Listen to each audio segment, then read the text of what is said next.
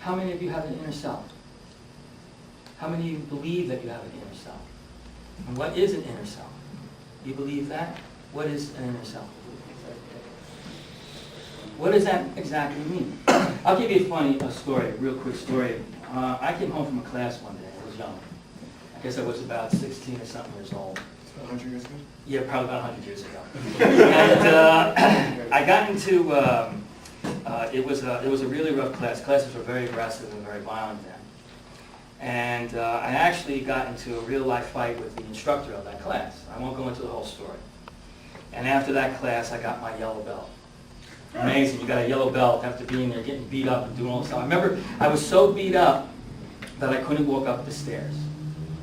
So I came home. As I walked into the house, my father was sitting there. My father was a pretty tough guy. He goes, "What the heck happened to you?" My lip was all messed up and all that. And I told him a little bit of the story, just a little bit, because we didn't really communicate too well at that age that I was at. And he says, "Well, what do you got to do? You got your yellow belt. What does he say you have to do?" He says, "Well, I have to work on my timing." And he goes, "Oh, what's that?"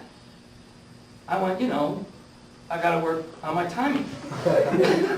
He goes, "That's cool. Yeah, he wants you to work on the timing, but what is that?" I didn't know. So I said, "Well, I'll get back to you." I don't know what I said. I'm really short, Dad. I got to go lay down or something. But I thought about it. It says, people we say things, but we really don't know what's behind them. Timing really is variations of speed. That's what I came up with at 16, 17 years old. And when I tell you guys to work on your timing, you may go home, "Yeah, I got to work on my timing," and you don't really know what that is. How do you work on timing? So it really is an understanding. So I think we all believe that we have this inner self that is in search or in harmony, looking for harmony of happiness. If that is what you're truly trying to do, then what is that inner self? And is it that inner self that's looking for happiness? Or is it just everything that you're attached to in our social environment? Well, as for what our inner self is, there's the old concept that I've heard recycled in different ways or reinterpreted in different ways, but essentially the same thing.